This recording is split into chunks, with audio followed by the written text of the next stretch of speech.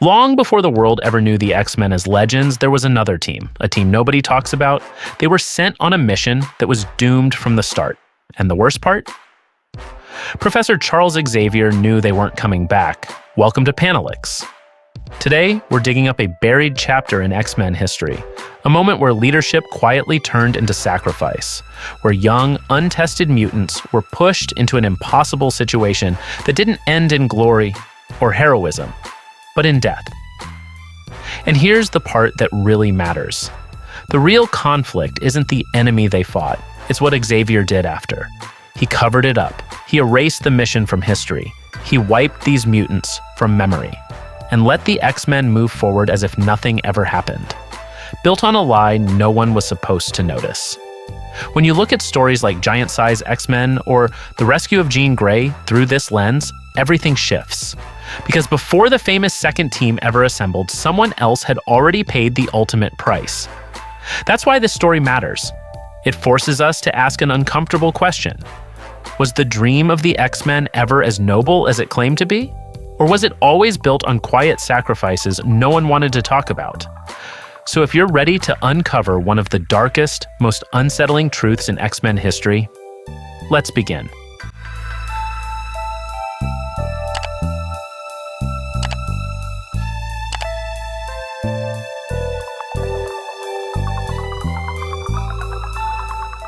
A sentinel is seen standing guard while someone says they don't like it. That person turns out to be Hank, also known as Beast. Scott, also known as Cyclops, replies that no one likes seeing sentinels just standing there. Hank admits that's not what he meant, although he also doesn't like the government monitoring their movements. Scott asks what he didn't like earlier, and Hank points outside, replying that what he meant was the energy.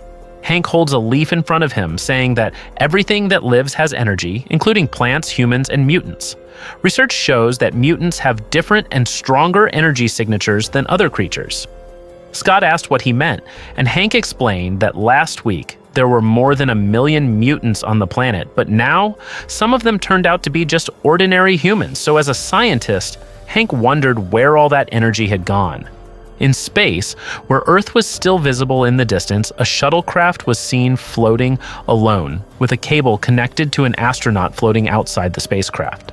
As it got closer, it became apparent that the astronaut was dead. A voice from the spacecraft asks for contact from Prospect, which has not responded to calls from the control room for 3 days, but it appears that the crew on the spacecraft are also dead. In front of the spacecraft is a red rock that they seem to be watching. The rock has a facial texture, and then someone emerges from the rock in the form of a human being glowing like lava. The man had orange eyes like the color of the sun. He looked at the situation in front of him and felt that this was impossible. The rock glowed again, and the man flew towards the astronaut floating outside the spacecraft. He asked what had happened to him to cause him to die in such a terrible way.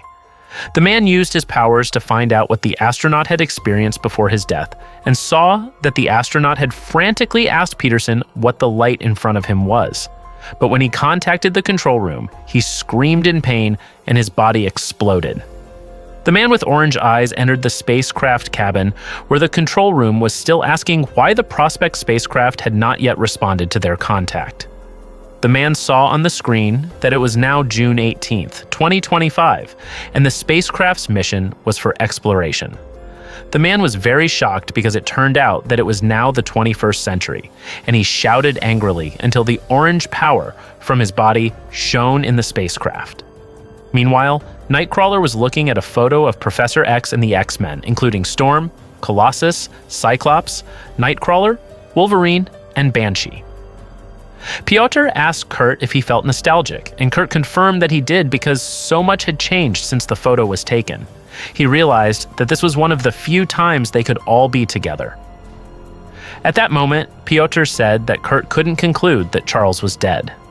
They walked together down the hallway, while Kurt replied that he hoped so, but why hadn't they found Charles yet?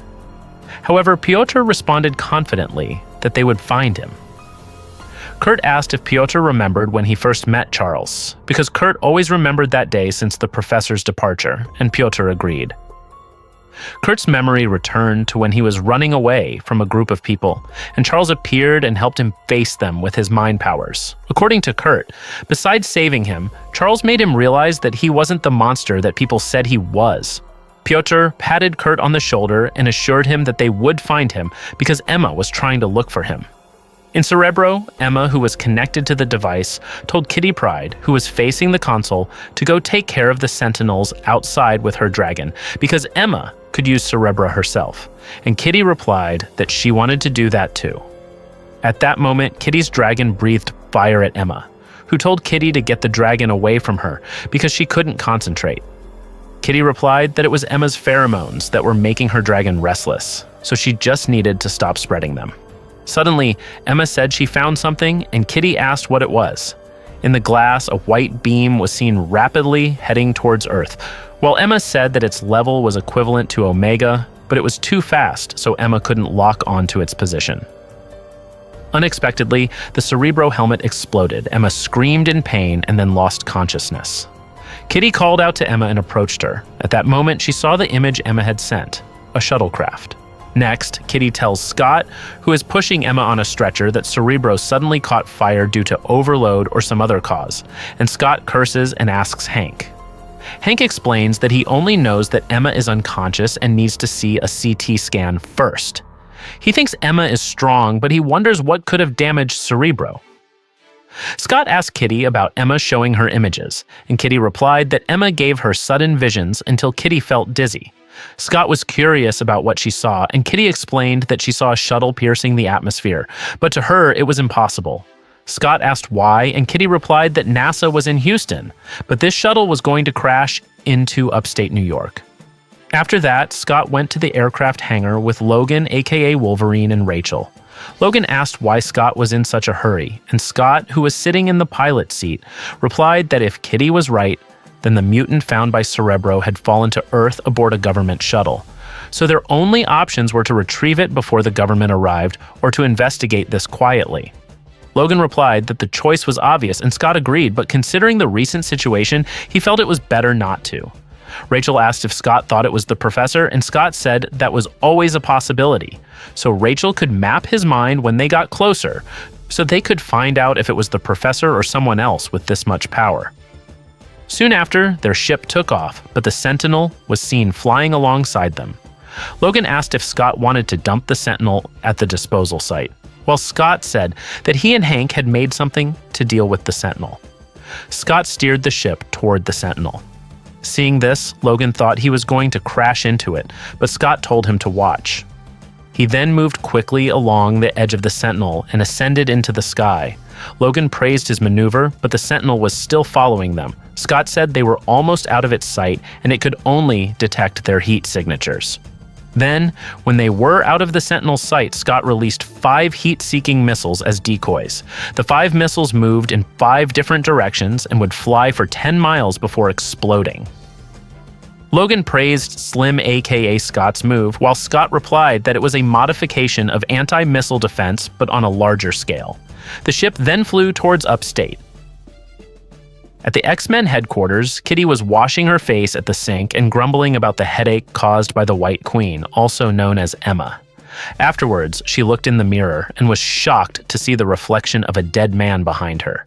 Kitty screamed, and Piotr asked her what was wrong, but she just screamed in fear. Piotr asked what was wrong, and Katya replied that she thought she saw something. Katya hugged Piotr and explained that it might be an effect of Emma's powers, and Piotr thought she was tired, so he invited her to rest in her room. Meanwhile, Kurt was seen walking in a dark forest with a bird flying above him. Kurt muttered that it wasn't dusk yet, but there were owls in the daytime, so this was a bad omen.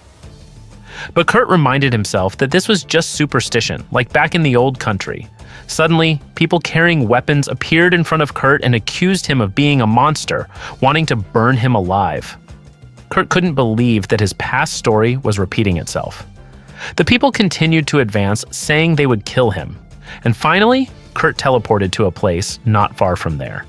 He was confused as to how this could happen, and unexpectedly, the people reappeared in front of Kurt, telling his other friends. Kurt turned and ran, but when they hit him, Kurt teleported behind a tree again. Kurt wondered how they could be everywhere. Well, at that moment, he heard the people saying they intended to kill him. Kurt was terrified and covered his ears while screaming, but eventually, the people surrounded him and beat him until he fell to the ground. Suddenly, they all disappeared, and he could only say, "What is—" On the ship, Logan asked Scott if they were close because the military must have already deployed search parties by now. Scott asked Rachel, and Rachel reported that based on the mind scan she performed on Kitty, Cerebro estimated that the impact originated from around here in the Adirondack Mountains north of Lake Placid. The ship was flying over the mountains when Logan saw something and told them to look at 9 o'clock just above the treetops. Scott looked surprised to see it, and Logan concluded that this was not the professor's doing. The ground rose up to form a giant hand that grabbed the plane. Rachel also began to sense something. She had difficulty locking onto it and felt that there was someone out there. While Logan concluded that this person had Omega-level powers or higher, given the strange location where the plane crashed, and that it was definitely not Charlie. He felt that this needed to be investigated. Scott replied that he had thought that only Rachel could read minds, and he decided to land the plane on Muir Island. It was raining, and Sean, also known as Banshee, was responding to Hank on his computer. He refused Hank's request because he was already tormented by his memories. Hank apologized for putting him through this, but Moira's files could help them find out where the professor was because only she knew his secret. Sean finally agreed, then Hank told him that there had been progress on their side. Cerebro had captured something, and Scott and Logan were checking it out. Sean asked him to keep him updated so he could take his mind off things. At that moment, Sean saw a shadow outside the house and ran after it, shouting, "Moira!" Meanwhile, Scott, Logan, and Rachel walked towards a cave. Logan was surprised by what he saw, while Scott said he thought it was just the mouth of a cave, but it turned out to be a tunnel. At that moment, Rachel used her mind power to check inside the cave. She told Scott that she sensed the woman's presence inside, but it felt wrong because the sign was only vague. At that moment, someone called Scott's name, and Scott realized it was Jean. Seeing this, Logan complained about why this was happening again. Jean asked them for help, and Rachel called out to Jean and ran inside, while Scott tried to call Rachel, but she ignored him. Logan snarls, saying that it's not Jean, and Scott agrees. At that moment, a man appears choking the unconscious Rachel and says that it seems like the two of them are smarter than this woman. Logan immediately runs into the cave while Scott calls Rachel's name and attacks the man with his optic blast. Back to Sean. He chased Moira, who was crying and running in the rain. Moira then entered a cabin, and Sean followed her, but once inside, he couldn't find Moira. He was confused about where he was, while the computer inside the place was turned on. Once inside, he found an important file with the name Charles Xavier on it. Sean assumed Moira wanted him to see this file, so he took it.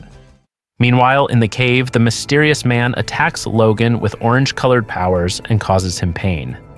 The man says that he wanted to treat him gently, like he did with the woman earlier, which was to shut down her brain for a few seconds, but they made him emotional. Rachel is seen unconscious on the ground. The man increases his power to attack until Logan crashes into Scott behind him. Once Logan was incapacitated, Scott attacked the man with his optic blast, but the man easily deflected the attack, saying that the power was insufficient and that he would make Scott feel his own attack. The optic beam was then directed at Scott. At that moment, Logan regained consciousness. The man asked if he was still conscious, and Logan replied that he would kill him. But the man replied that it was impossible. The man's attack hit Logan so hard that Logan's body was destroyed. The man approached Rachel, saying that this was not the Marvel girl he knew, while Scott, who had regained consciousness, told him to stay away from the girl. The man replied that at least Scotty hadn't changed. Scott asked how he knew his name, then the man realized that Scott didn't remember him. He then pulled Scott's leg, who had fainted again, saying that the girl would be useful later. Elsewhere, Sean had played the video on the computer in the room. In the video, Moira said she would forgive Charles despite what he had done, but she emphasized that they should know how much of a bastard Charles was. Seeing the video, Sean was shocked. Back to Logan, who had just finished regenerating his body, he heard someone telling him to stay where he was. Logan opened his eyes and called out to Scott, but there was no response. As soon as he woke up, he realized that he was surrounded by sentinels and helicopters, while the people in the helicopters said they were from the Office of National Emergency, and Logan was arrested. 2 hours later, at the temporary detention center in Adirondack, Sentinels scanned the mutant aircraft that arrived at their location, while inside the tent, Kitty and Hank met with the commander in charge of the facility.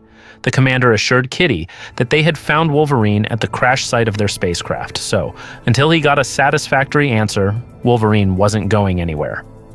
Pride asked Commander Stack if she could see Wolverine to find out what happened, but Commander Stack suspected that she and Bigfoot intended to tell them what Wolverine might say to them.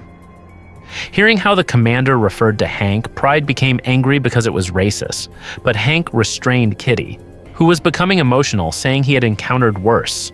Hank then reminded the commander that Wolverine is a Canadian citizen, so he cannot be subject to U.S. military law, but the commander said Wolverine is subject to the Patriot Act. Kitty asked if Wolverine was considered a terrorist, and the commander replied that he didn't know what mutants really were, but what he did know was that 3 of his astronauts were missing. His shuttle had landed far from Houston, and he was holding their people. Kitty complained that this didn't make sense, so she decided to execute Plan B. The commander asked who she was talking to, but suddenly his eyes went blank, and a blue aura enveloped him.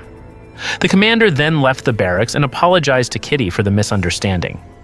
Kitty agreed, and the commander then told his men to release Wolverine because he was not involved in the ship crash. The sergeant was confused by the commander's sudden change of heart, but the commander insisted that it was an order, so the sergeant finally obeyed. Once Wolverine was free and they were about to return to the ship, Sergeant Sarge asked his friend, Mac, if he had checked inside the ship when they first arrived and asked if there was anyone else there. Mac said he had, and even the Sentinel had checked, and there were only those 2 people.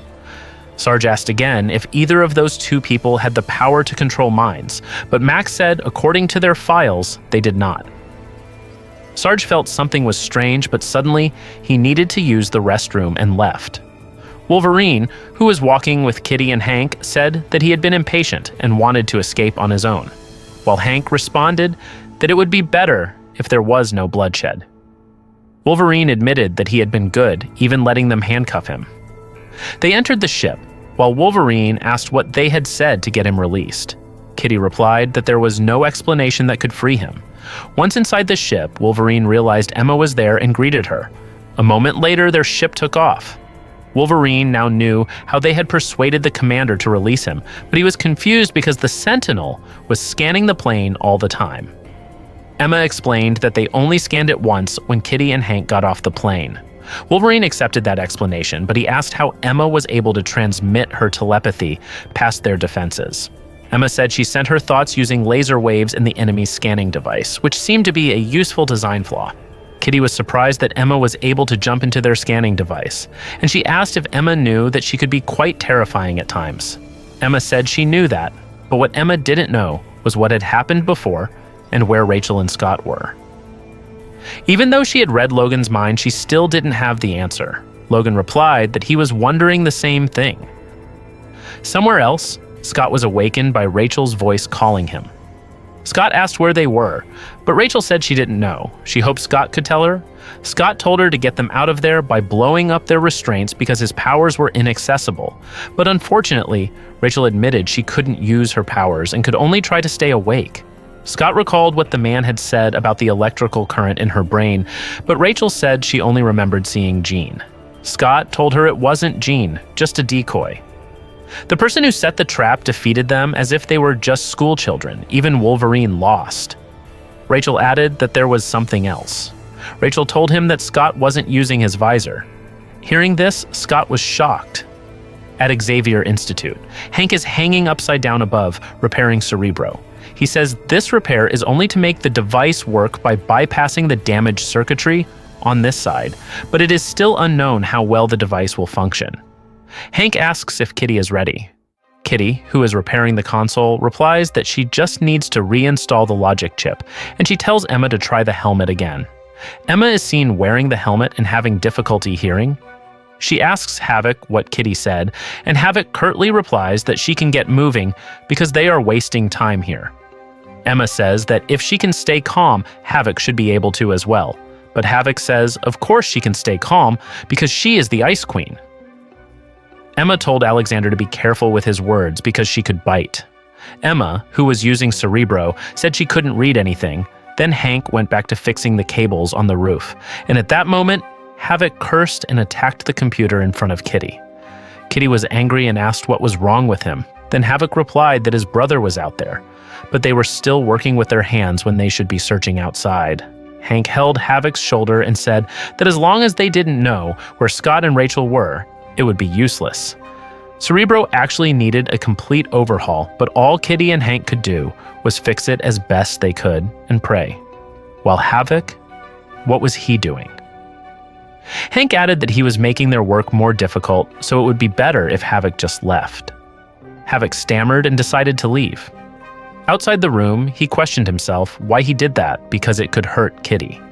At that moment, Havoc heard a voice saying that she was afraid of being found out by Alex. Hearing this, Alex complained about why this was happening again. He saw behind him the shadows of Lorna, Dane, and Bobby standing close together. Lorna said that Bobby was very naughty, while Bobby replied that Lorna was the one who made him this way because before he met Lorna, he was as straight as an arrow. Finally, Lorna agreed to kiss him, and Bobby replied that Alex didn't appreciate her. They kissed. Then Bobby asked if Lorna could go to his room when the lights were turned off, and Lorna replied that he was crazy. They left, passing Havoc, while Lorna said she would see how things went later. Alex continued to follow the shadows, but when he turned around, they had disappeared. And suddenly, Nightcrawler's voice was heard asking if Alex was okay.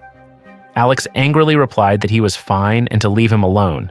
And hearing this answer, Nightcrawler looked emotional. Where Rachel was being held, she groaned softly, while Scott, who was being held in front of her, asked what was wrong. Rachel said she couldn't use her powers, but could still detect traces of telepathy here. Scott thought she could read the professor's mind, but it turned out Rachel was only reading this place, as if the professor had been here before. Scott asked what the professor was thinking at that time, and Rachel said these were only traces of his thoughts, not his actual thoughts, but only impressions. Scott asked what they were, and Rachel said there was pride, fear, and theory. But all she knew was that he had used this place for something. Scott felt that was impossible. He had known Xavier longer than any of them, but he didn't know where this was. The mysterious man suddenly interjected that Scott actually knew this place, but didn't know the lower part of it. The man had seen Scott and his friends upstairs, but at that time he could only watch. Scott called him crazy, and the man admitted that he should be crazy, but at least he wouldn't lie to Scott. Scott then asked who he was, what he wanted from Scott and Rachel, and why his powers were gone. Hearing this, the man refused to answer and turned to leave. Scott shouted, asking why he was doing all this, and the man replied that it was punishment for him, and also so he could see others being punished. That's why he hadn't killed the woman like his friend with the claws, because the woman was still useful to him. The man then left the room and said they had to skip breakfast because he still had business to attend to. After that, Scott seemed to be thinking, and Rachel asked what was wrong. Scott replied that the man thought he had killed Wolverine, which meant he didn't know about Wolverine's abilities. But he knew Scott, so who was that man really? 3,000 feet above Nova Scotia. Sean was on the plane. He contacted Kurt and apologized for only telling him he was coming at the last minute. He would transit in Montreal and then take the next flight to Westchester. Kurt heard from Hank that Sean had information about the professor, and Sean confirmed it, but couldn't tell him. Kurt said he sounded tired, and Sean confirmed that because these past few days he had been chasing ghosts. Whether it was regret or something he had lost, but it had led him to something. Kurt still tried to ask what he had found, but Sean could only answer that it wasn't good, and he only wanted to give it to them directly. Unbeknownst to them, their conversation was being listened to by a mysterious man on a plane, while Sean gave him his flight information. Elsewhere, Logan and Kurt were on their way to pick up Sean. In the car, Logan asked Kurt why he looked like he wanted the Institute to burn down, not to mention the fear emanating from him. Kurt, who was still looking at the Institute, said it wasn't fear but anxiety. Logan asked if it was fear for others, and Kurt confirmed that initially he thought what he was experiencing was an isolated incident. But today, several people at the Institute also looked unusual. They seemed tense, especially when Sean said on the phone that he was chasing a ghost. Logan said that Kurt needed to explain in more detail because he didn't understand what he meant. Kurt explained that something mysterious seemed to be happening to some of them. Yesterday, Kurt saw something that had happened in the past happen to him again, and he felt helpless again, just like when he was a child. Logan asked if he thought other people were experiencing it too, and Kurt felt that they were, even though they hadn't said anything about it because he hadn't said anything about it either until now, because what he saw was very embarrassing for him. Logan finally admitted that they had also seen Jeannie. Kurt looked shocked. Then Logan told him that they had seen Jean before Scott and Rachel disappeared. Kurt asked if he thought all these events were related, both the disappearance of their friends and the ghost sightings. Logan replied that he didn't know what he was thinking now, but he hoped Banshee had the answers. In the distance, a plane could be seen landing. Inside the plane, the crew announced that the plane would be landing in Westchester. At that moment, Banshee was standing up to get his things from the overhead compartment when another passenger who saw him told him he should be seated because the seatbelt sign was still on. Sean replied that he knew, but told the boy to ignore him. At the same time, Kurt and Logan were waiting just outside the runway fence. Logan commented that this time the plane had arrived on time, so maybe their luck would change for the better, and Kurt replied that he hoped so too. Meanwhile, the boy who had reminded Sean looked out the plane window and told his mother that there was another jet outside. Hearing this, Sean became suspicious and looked out the window, commenting that the jet was going to crash into them. Logan and Kurt also looked panicked, and Kurt recognized the jet as a Blackbird. Inside the plane, Sean began to take off his clothes to transform into Banshee, and said that he had one chance to help these people, even though it seemed very difficult. He then opened the plane door and looked at the jet that was about to crash into them.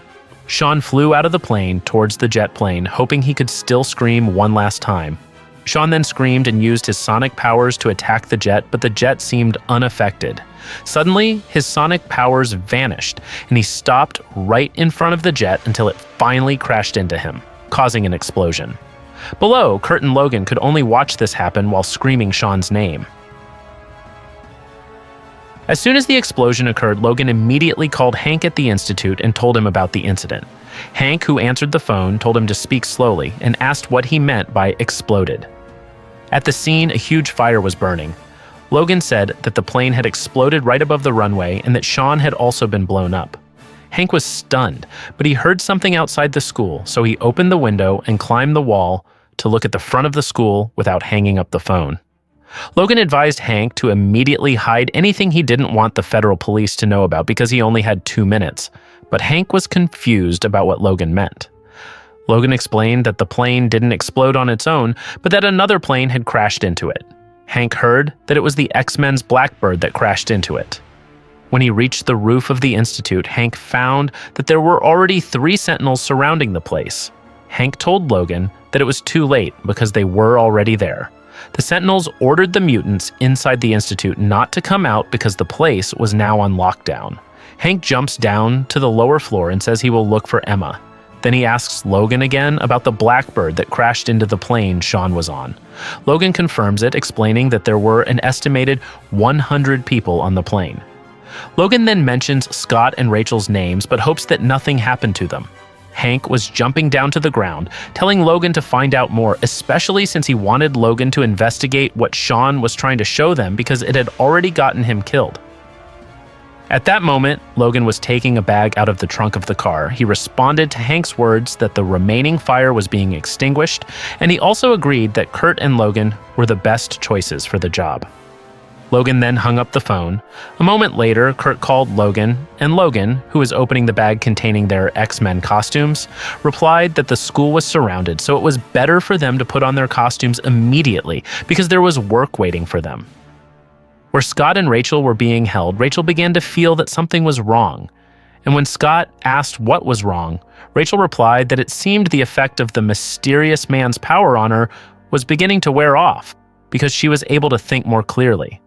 Scott asked if Rachel could use her telepathic powers to reach Emma's mind, but Rachel replied that she couldn't do it yet, but she felt better.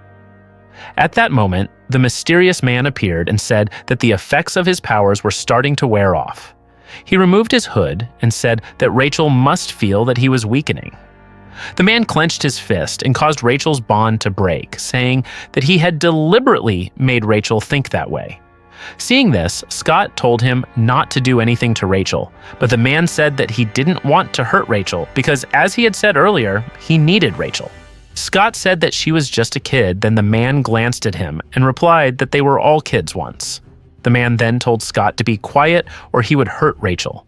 The man held Rachel's hand and told her not to do anything so they could get through this. Then his other hand lit up with fire and covered Rachel's eyes. At the Institute, people from the Office of National Emergency had surrounded the place. Hank tried to explain to the unit leader that their jet had been hijacked, but the man replied that they were mutants, so how could anyone steal in front of them? Emma replied that that was what they wanted to know before these people came to surround them. The man replied that he had come as a representative of ONE, so he wanted Emma to hold her tongue. Emma asked if they were now being treated as terrorists and had no right to defend themselves.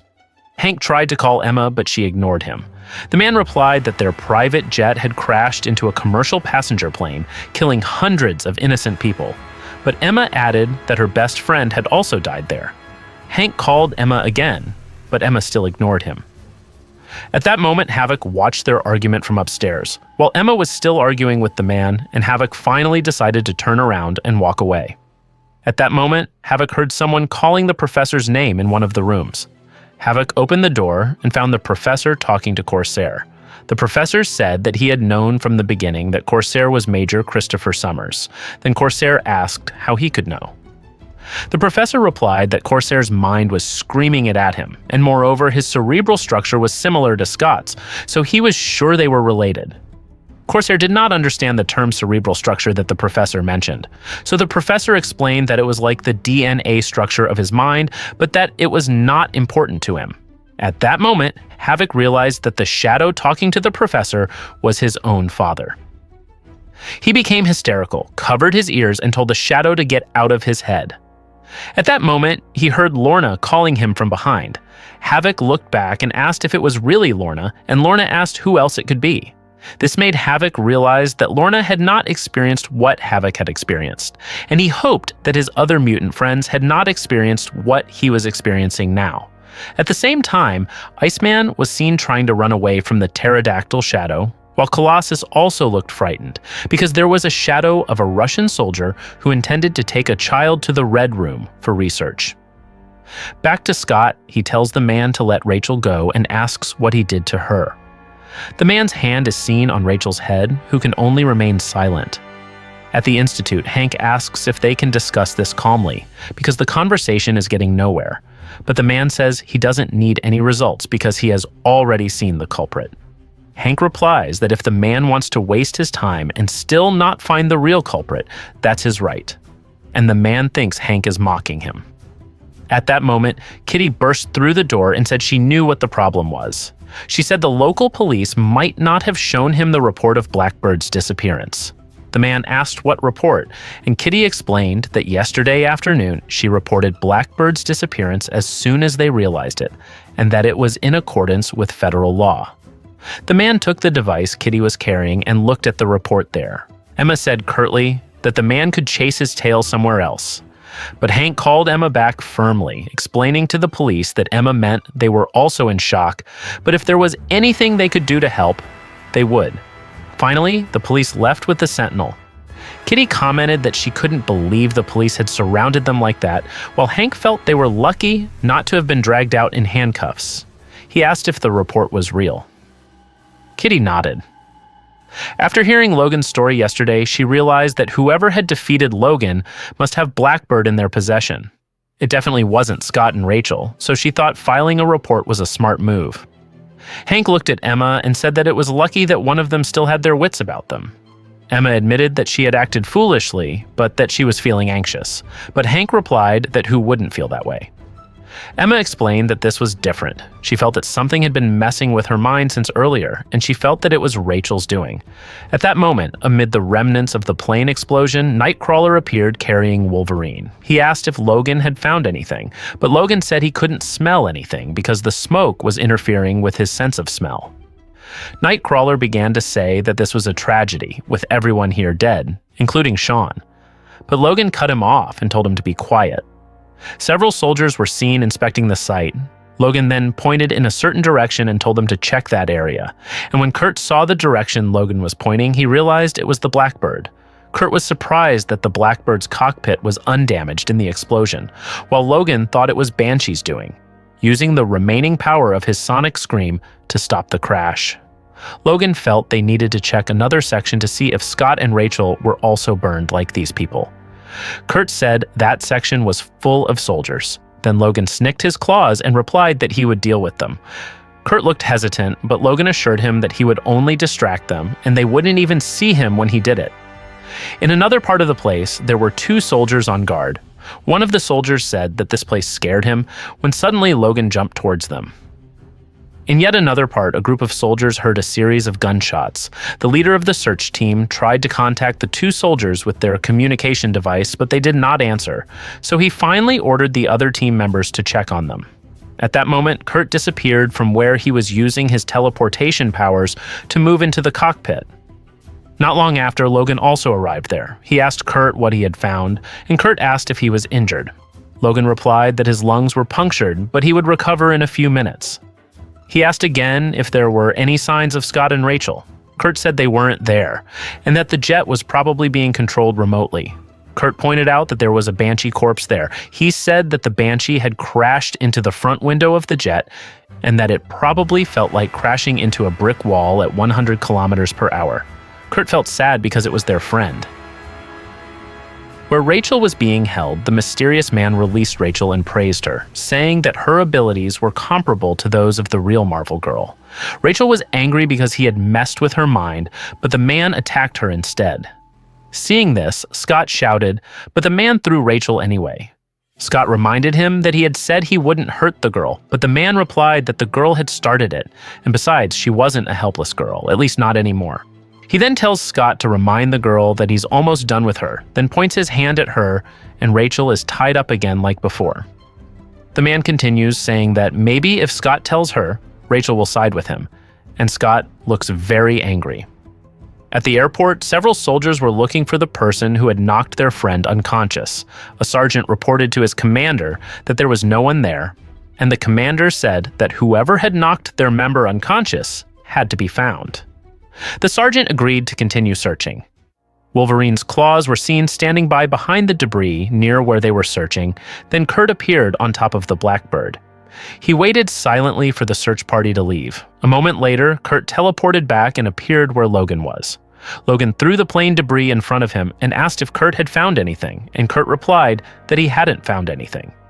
He felt that whatever Sean had brought with him might have been destroyed along with the victims, but suddenly, Logan said that didn't seem to be the case.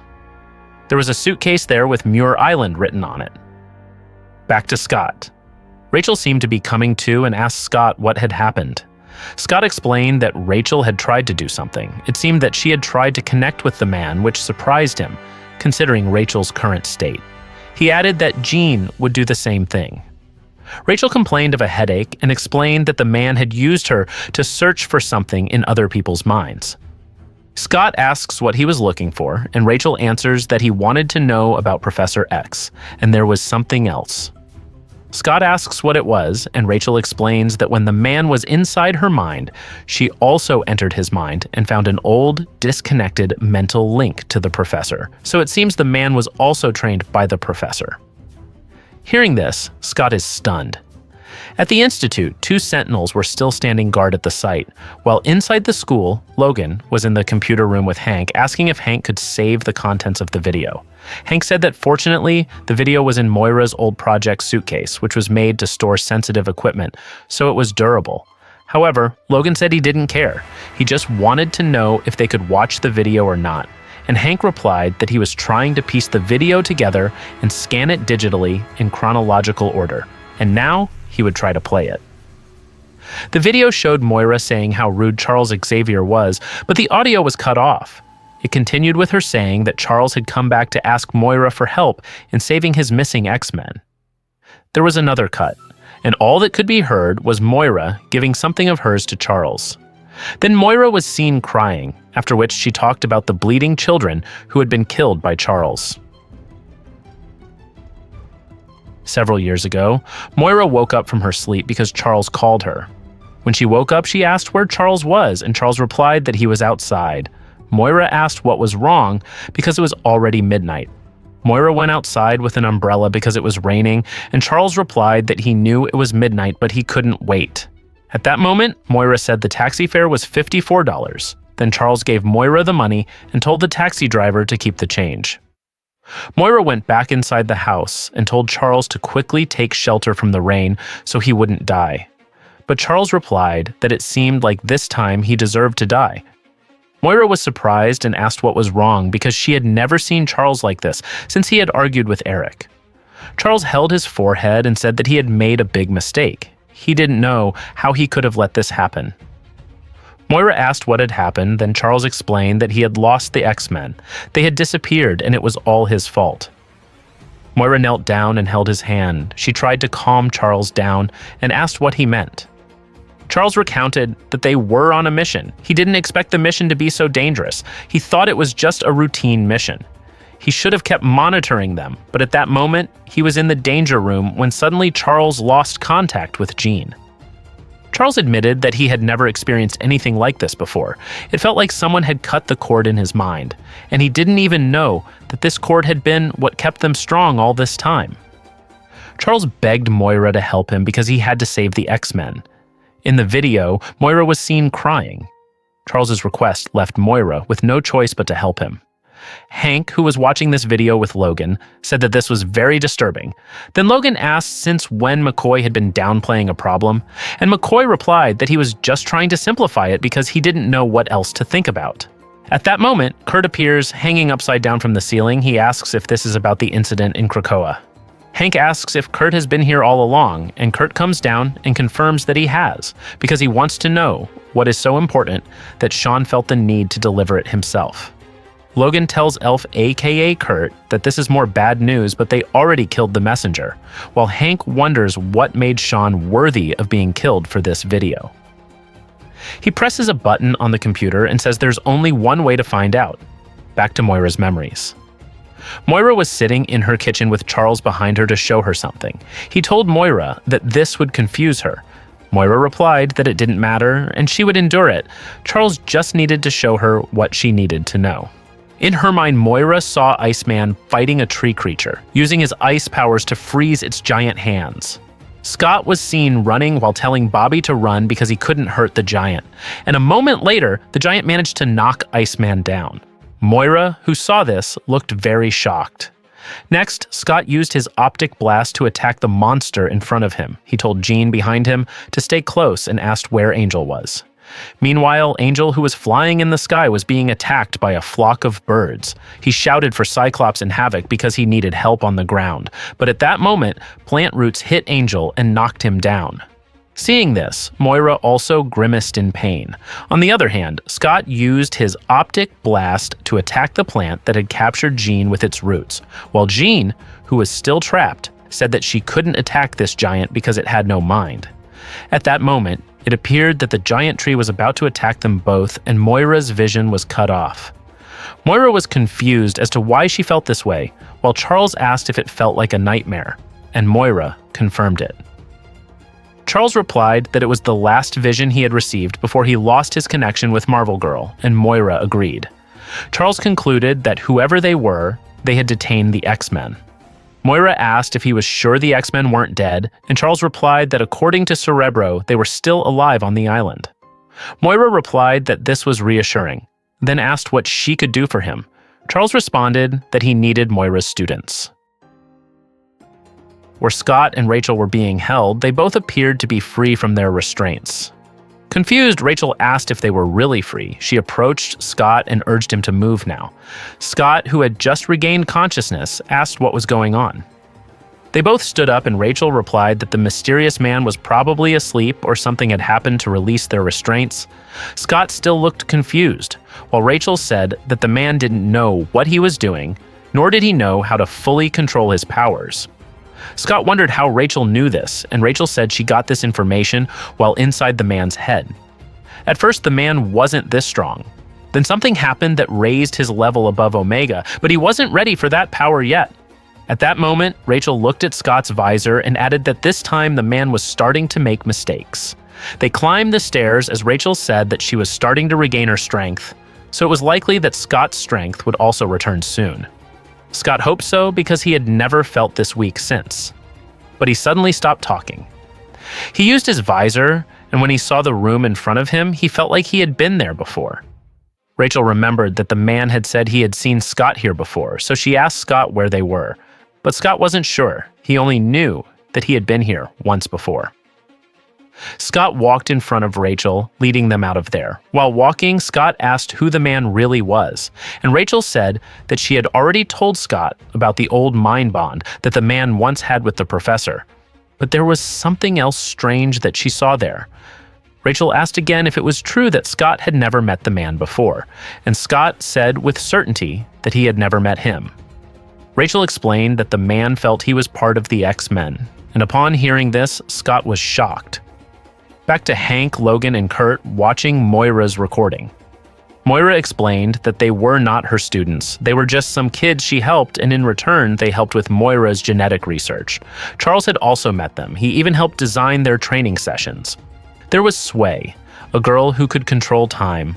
At that moment, Sway was seen training in a room, controlling the movement of objects in the room. Moira, who was outside the room, praised her, directing Suzanne, aka Sway, to stop the large bullets so she could avoid the small ones afterwards. Suzanne replied that she would try, but she felt quite tired. However, Moira continued to encourage her, and afterwards, Suzanne was seen avoiding the bullets that were attacking her in the room.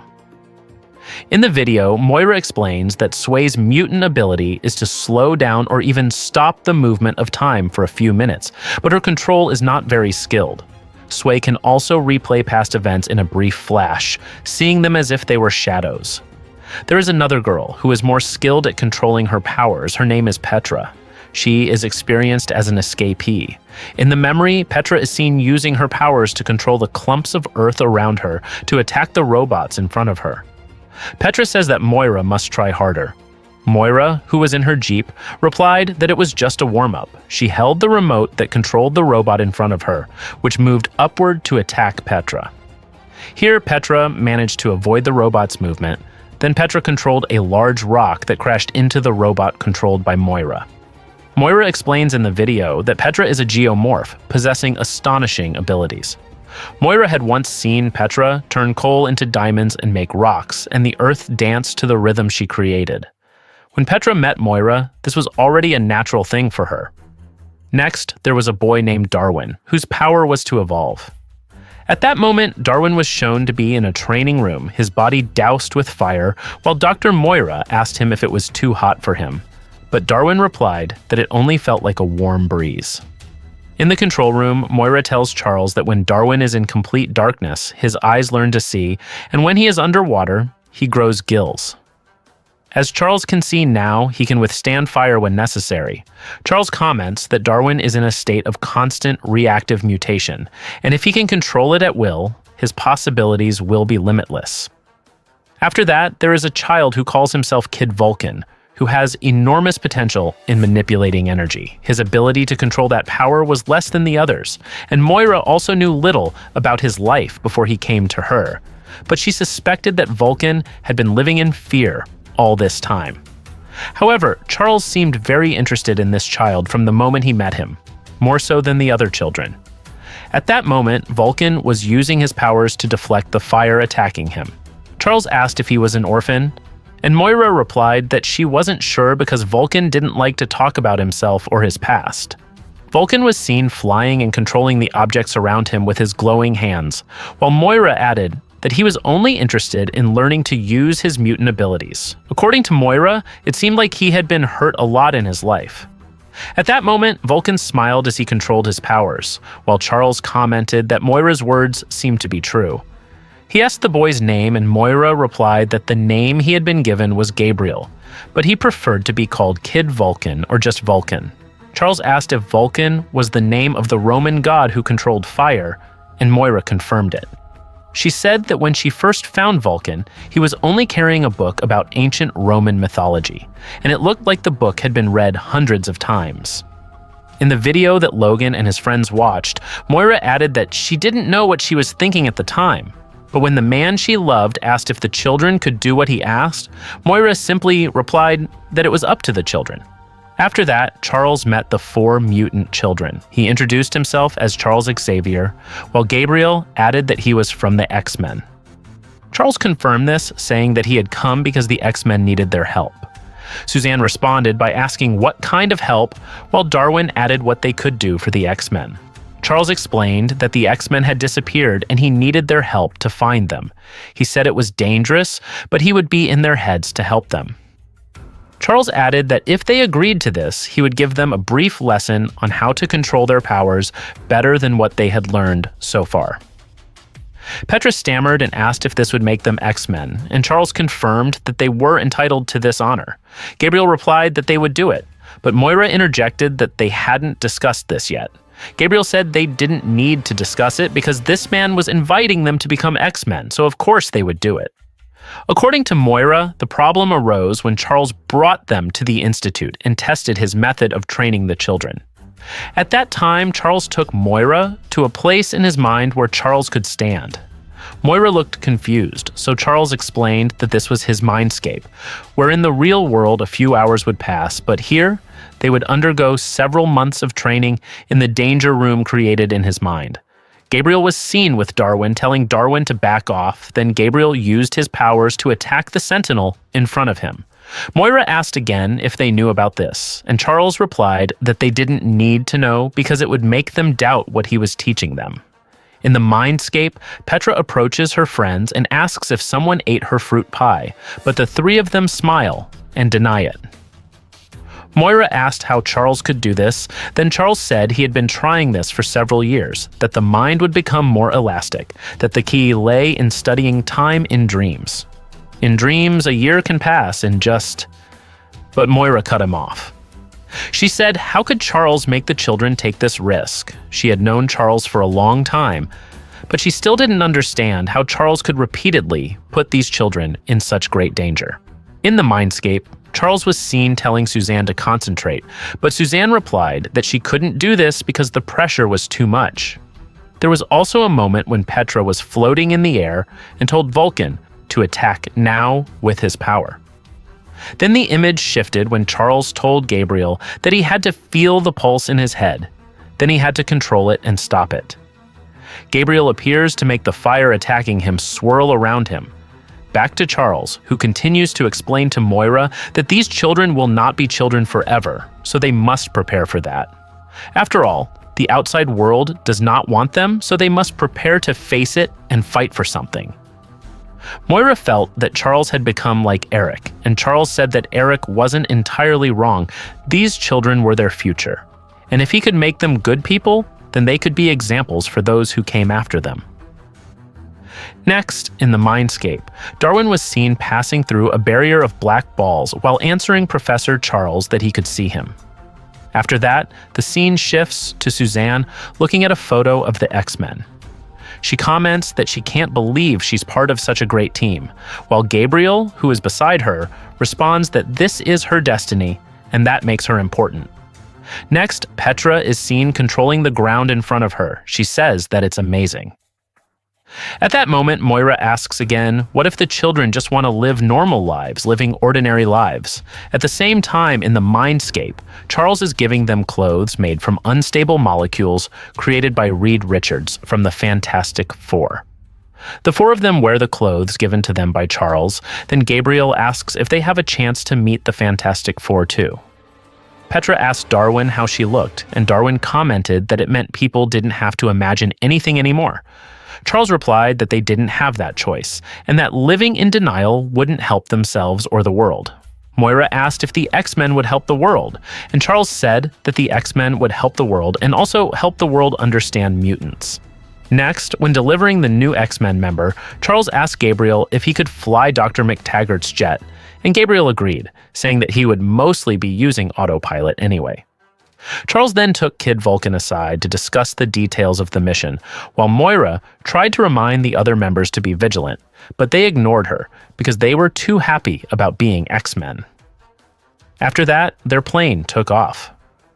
Moira added in the video that she wouldn't have let them go if she had known the contents of Gabriel and Charles's conversation, but the video was damaged and couldn't show the rest. Logan protested to Hank, but Hank said he could only save this part of the video so you could say they were still lucky.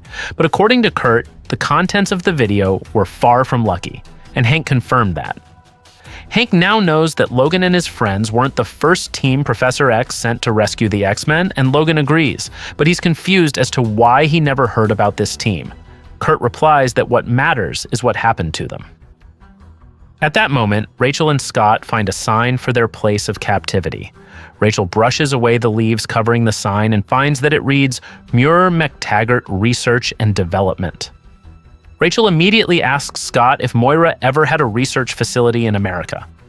At first, Scott isn't sure, but then he remembers that he met Moira after finding Alex, and Moira was the one who tested him. Scott realized that this was where they had conducted the tests, and that Professor X had even helped design it. As far as he could remember, this place was only a few hours away from the Institute, and he had also come here for something he couldn't remember. At that moment, a voice from above said that it was because Professor X didn't want Scott to remember the incident. Then the mysterious man appeared and said that this was where he and Scott first met, before he and his friends rescued him from that terrible island. Scott asked what he meant, and the man explained that Charles Xavier didn't want Scott to know that he had sacrificed Scott's long-lost brother to save Scott. So he destroyed his brother's memories, just as he had done to many others before, so that the X-Men could leave the man and his friends to die there. Hearing this, Scott looked shocked, and it turned out that the mysterious man was Kid Vulcan. 3 hours earlier, at the Analysis Center, Office of National Emergency, a man asked his female colleague if she only wanted to show him these spots, but his friend told him to pay attention as she enlarged and sharpened the image. The man suddenly screamed in surprise, and their boss asked what was wrong. The woman explained that they were watching a video of the incident in Westchester, and she had found someone floating in the air, watching the tragedy unfold. Her boss looked at the image and asked who it was, and the woman replied that it might be the person the X-Men said had hijacked their jet. The woman added that the man was just watching as hundreds of people died below him, that he was truly insane. Her boss realized that the man was also emitting a lot of mutant energy that they could track. He then called the Sentinel unit to ask if there were any Sentinels near Westchester Airport. Once he got through, he asked to be connected to the Sentinel pilot named Briggs, and Briggs immediately moved to follow his superior's orders, saying he would report back as soon as he got there. Now. The Sentinel was flying while Briggs, who was inside, reported that he had detected energy signatures similar to those sent from the SATCOM, and that he was 2 miles away from them. His superior asked what the man was doing, and Briggs replied that there were terrorists they were looking for, and 2 mutants who had disappeared from the radar. At that moment, Gabriel assured Scott that his words were true, but Scott felt that it was impossible, because as far as Scott remembered, he was not saved by someone else, but released by the island to bring other mutants there. Gabriel asked if his brother was sure that it was the island that released him. At that moment, Scott forbade him from calling him brother because he was not his brother, but Gabriel again asked if he was sure, because Scott should not remember anything about being brought here by Professor X. Gabriel said that Professor X brought him here to see them together as brothers. Scott denied it, but Gabriel took it as a rejection because Scott did not want to remember it. Scott said that this couldn't be true, that it must be a trick, like Jean's previous apparition. At that moment, Gabriel was about to explain, but he stopped when he saw the Sentinel approaching. With a smile, Gabriel flew to greet the Sentinel, while Rachel asked Scott what he was going to do. At that moment, the Sentinel ordered Gabriel to surrender, but Gabriel attacked him instead. However, the Sentinel put up a shield around his body so that Gabriel's attack didn't hit him. He warned Gabriel to stop attacking, but Gabriel didn't listen, and Briggs attacked back. Seeing that Gabriel could deflect his attack, Briggs sent the image to headquarters to ask for advice. Meanwhile, Scott asked if Rachel's powers had returned. Rachel said yes, but not completely. Scott then asked if she could fly. At that moment, Gabriel was still attacking the Sentinel in front of him, while Scott told Rachel to leave immediately, while Gabriel's attention was diverted. But Rachel didn't know where to go, and Scott explained that they were 200 miles northeast of the Institute. Rachel asked if Scott remembered, and Scott said he only remembered a few things. At that moment, Briggs inside the Sentinel reported that Gabriel had caused the Sentinel to lose power, and its body protection to disappear. Then suddenly the engine died and the Sentinel fell. Meanwhile, Scott and Rachel ran to avoid being hit by the falling Sentinel. Scott told Rachel to fly away, but Rachel didn't want to leave him. Scott replied that he was staying to find the truth and that it was an order. Finally, Rachel flew away, and at the same time, the Sentinel crashed where Scott was standing. Rachel turned around and muttered that she hoped Scott was okay. Scott asked what Gabriel was doing, and Gabriel replied that now Scott was the Sentinel's friend too. Scott reminded him that there was a human inside the Sentinel, but Gabriel replied that it was his own fault. Scott then saw a shot coming from inside the Sentinel that shattered the glass covering its chest. Briggs emerged from inside, pointing a gun at Gabriel and telling him to back off, but Gabriel killed Briggs with his powers. A moment later, Scott jumped to attack Gabriel, saying he didn't have to kill him, but Gabriel said he had to do it anyway. And besides, Scott didn't remember Gabriel, so he didn't need to pretend to know him. Gabriel grabbed Scott by the collar and said that Marvel Girl had managed to escape because that was the plan. Scott asked what plan, and Gabriel explained that he wanted to find Professor Xavier, and that this way he would come to them. In Wales, United Kingdom. It was nighttime, and rain was pouring down on a pub when a news report came on about mutant terror in Queensbury, New York, an hour ago. It turned out that the unknown mutant who had destroyed a Sentinel and killed its pilot in Queensbury had also been seen at Westchester Airport yesterday. Hearing this, a man in a wet coat and a flat cap immediately paid his bill to the bartender without asking for change, then was seen walking out of the pub. At the Xavier Institute, the mutants were watching the TV broadcast. Havoc pointed to the TV and said that it was Scott, and Logan confirmed it. But according to him, the mysterious man had killed a Sentinel, and after all the problems they had with the government before, they couldn't just interfere. Hank asked Emma what was wrong, and Emma replied that she thought she had seen that face before but couldn't remember when, while Kurt added that even if they went there now, the man might not still be there. Havoc thought it was possible that Scott had left a message there. At that moment, Kitty walks through the wall and says she has information. Kitty says that the place where they are fighting now is Moira's property, which was inherited by Professor X, and previously, it was a research facility run by Moira, Charles, and Carl Lykos. Hank realized that it was the place where Charles and Lykos carried out the Mutant Genome Project, and Kitty confirmed this, adding that after Lykos left the project, Moira continued working there when she was not on Muir Island. Logan replied that it was there that Charles asked Moira for help, which meant that the man on TV was the mutant child Moira talked about in the recording, only he was still alive. Kurt replied that he was no longer a child and that they needed to know their destination.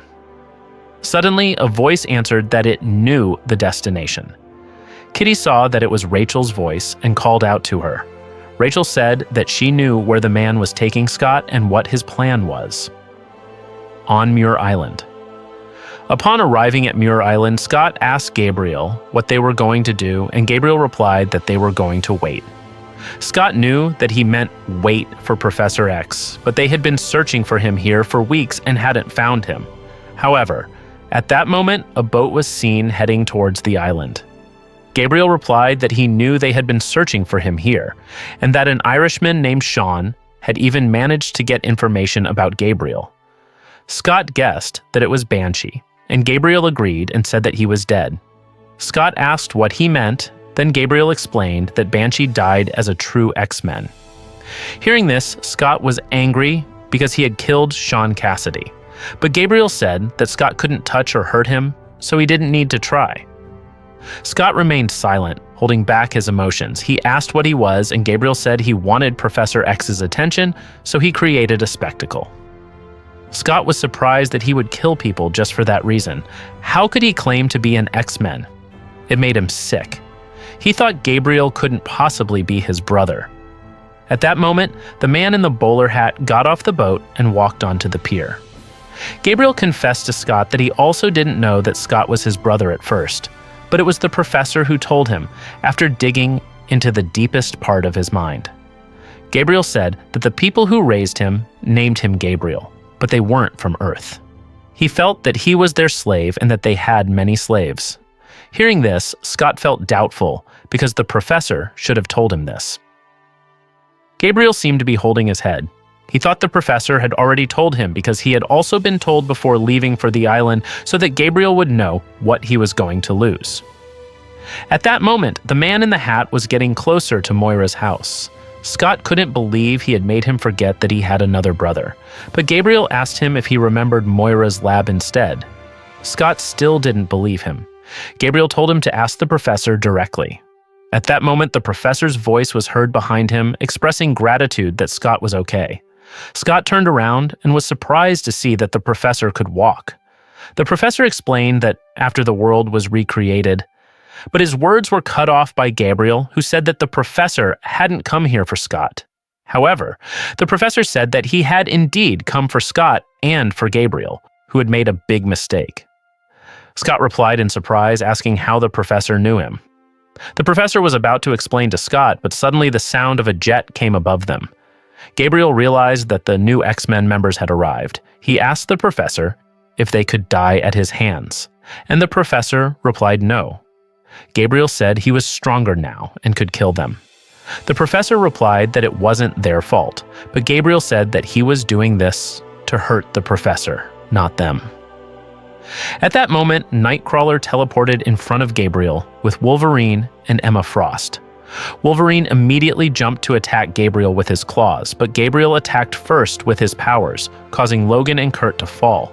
Scott shouted at Gabriel not to hurt them, while the professor added that this was just a matter between him and Gabriel, so it would be better for him to take revenge on Charles.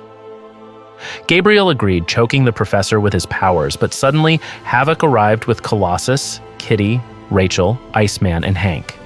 Havoc told Gabriel to release the professor, while Hank replied that they would do anything until he released him. Gabriel refused, saying he would release him if the professor did what he asked, and he told the professor to prove the truth.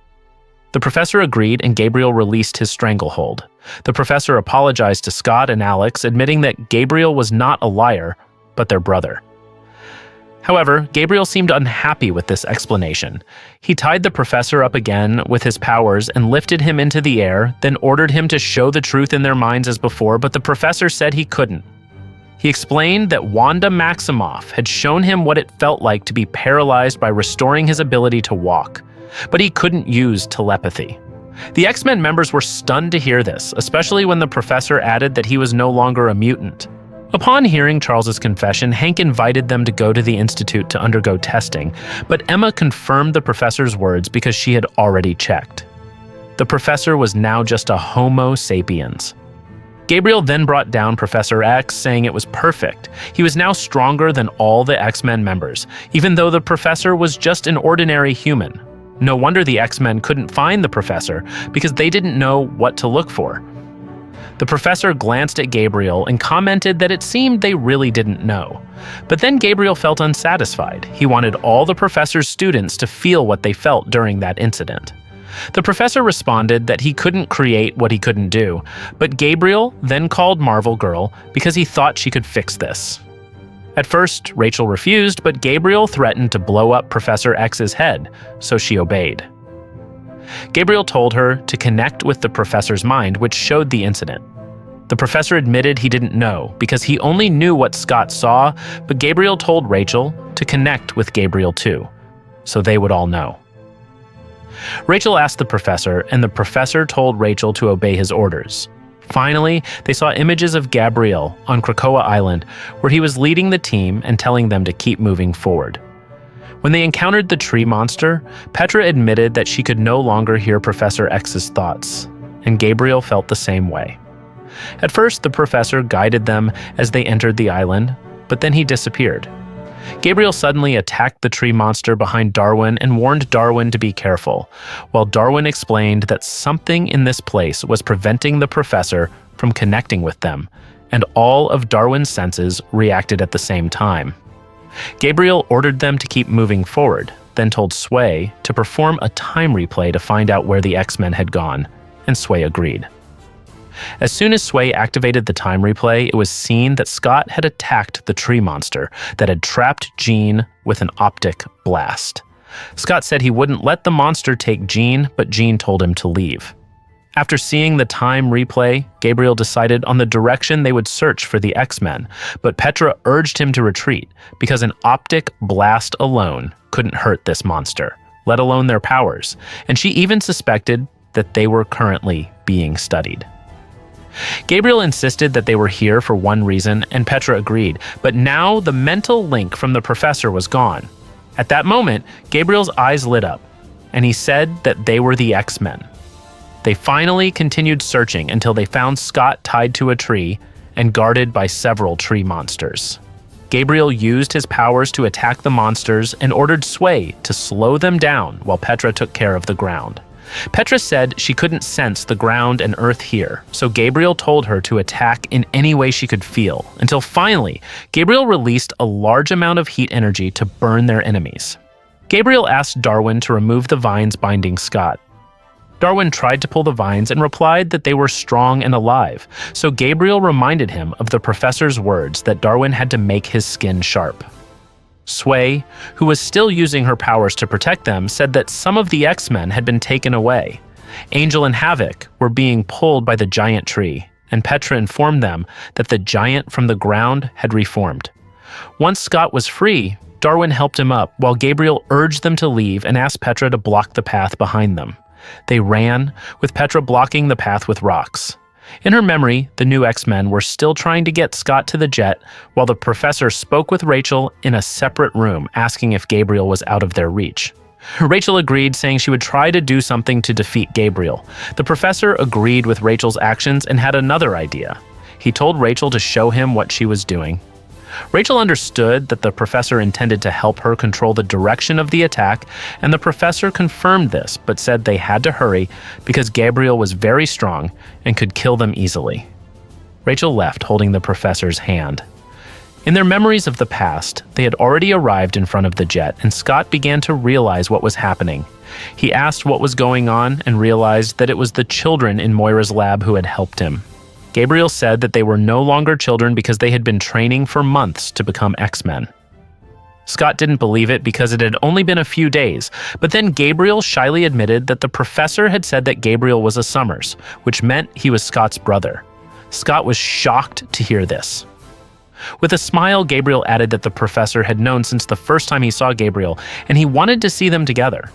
Scott realized that was why the professor had brought him to train with Gabriel.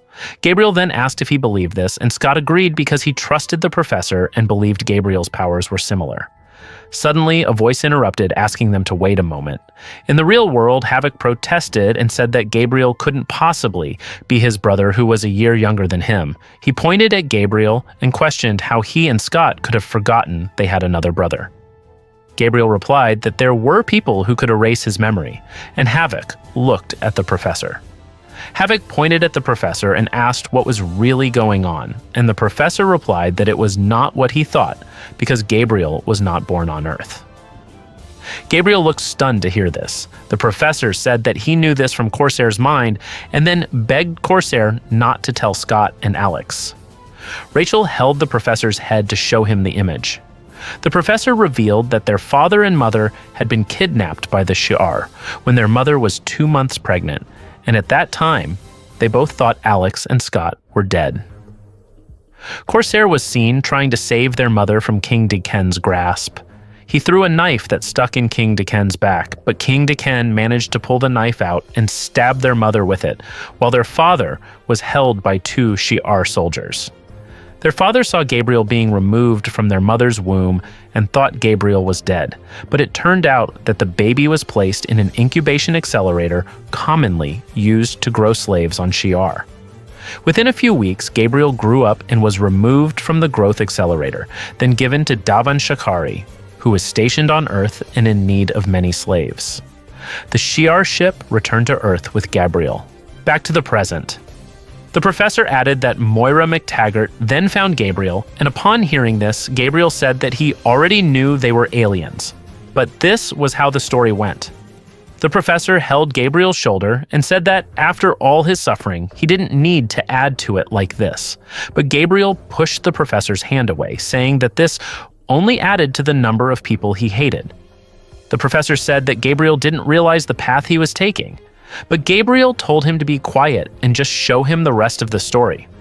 The professor then told Rachel to search for Scott's memories in Krakoa, which were actually in his mind and not in Scott's mind, while Scott said he didn't believe the professor. The professor just hoped Scott could understand.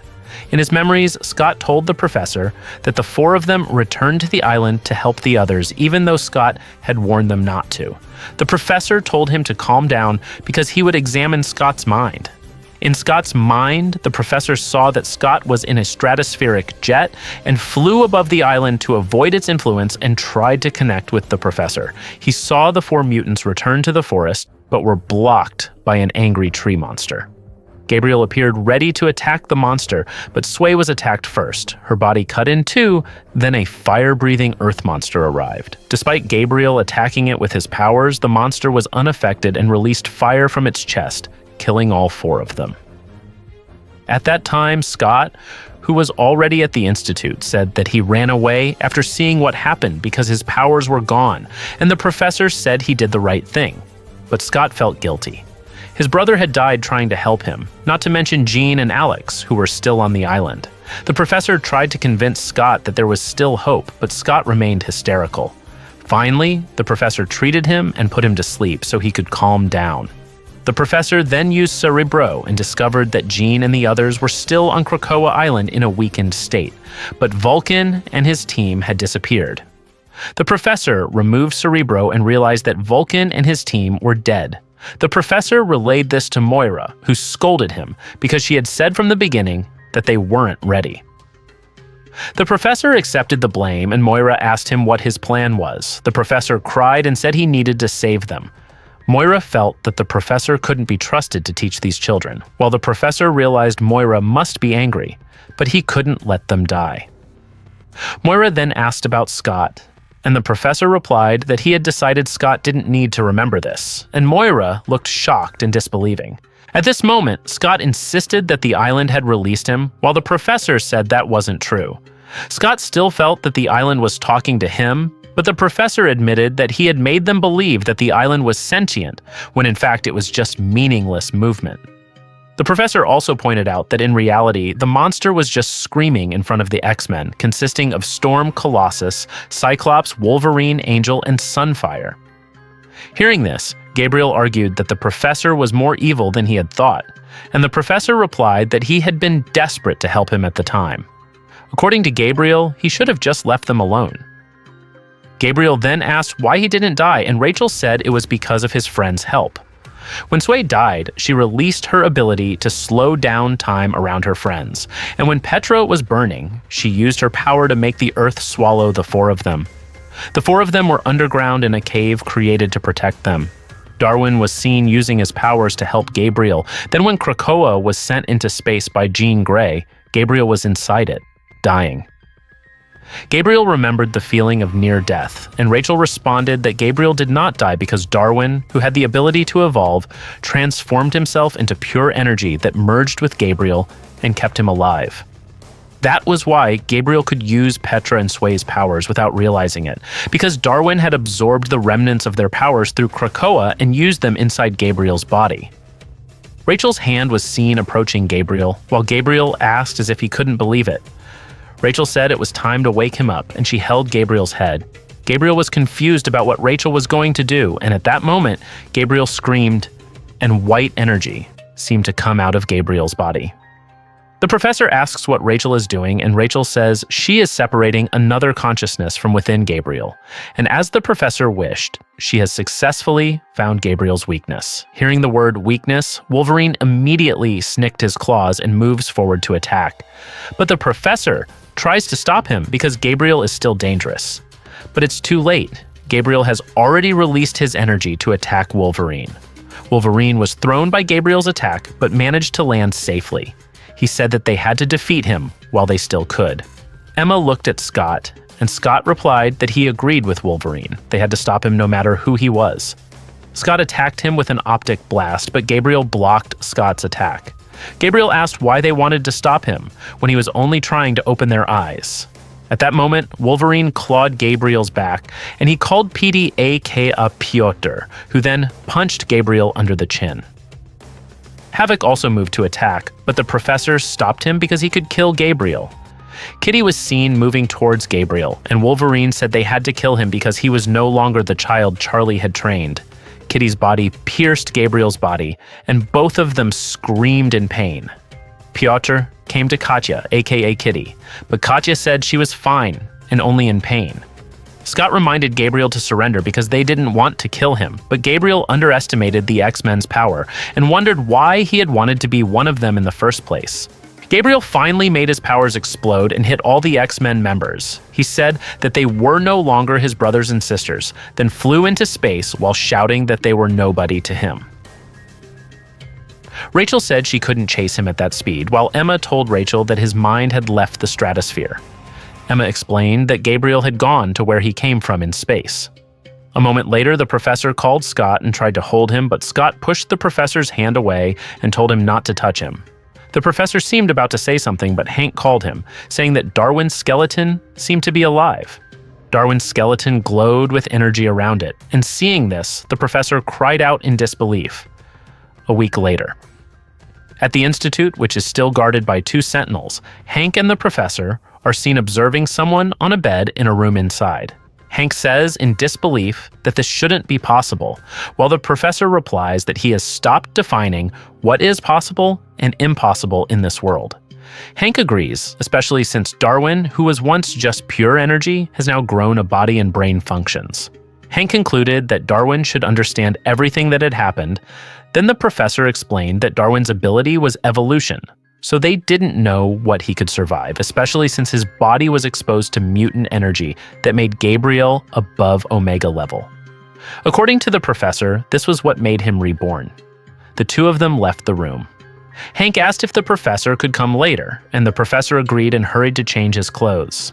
Hank also changed his clothes. Next, the mutants gathered in front of several graves, which appeared to be the graves of Sway, Banshee, and Petra. Rachel was seen crying sadly in front of the grave, as were Logan and the professor. When the professor saw Scott, he hoped to talk to him, and Scott replied that he hoped so too. Scott said that he always believed in the professor and knew that the professor was not perfect. The professor replied that he had indeed betrayed Alex and Scott, but he wanted to explain. Scott said he already knew the professor's reasons, and part of him could understand, but he wanted the professor to leave the Institute. However, the professor refused because this was his home and his life. According to Scott, he was no longer a mutant, and now Scott was running the Institute. After hearing this, the professor was stunned. Far out in space, Gabriel was seen speeding away. He remembered the sight of his father being held by 2 Shi'ar soldiers when his mother was stabbed to death, as well as King Daken. Gabriel looked furious and continued to race toward the Shi'ar.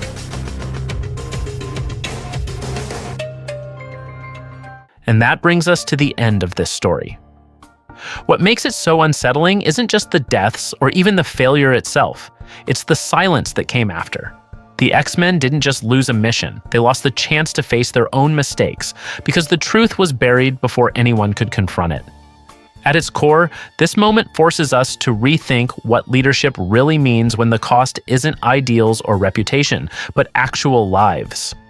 Within the wider X-Men lore, it permanently changes how we see Professor X, not just as a symbol of hope, but as someone willing to make devastating choices to protect that dream. And maybe that's the most disturbing part of all. The X-Men weren't undone by villains or hatred or war, but by a decision made in the name of hope itself. This wasn't just a failure, it was a warning. This is Panelix. And sometimes the most important stories are the ones that were never meant to be remembered.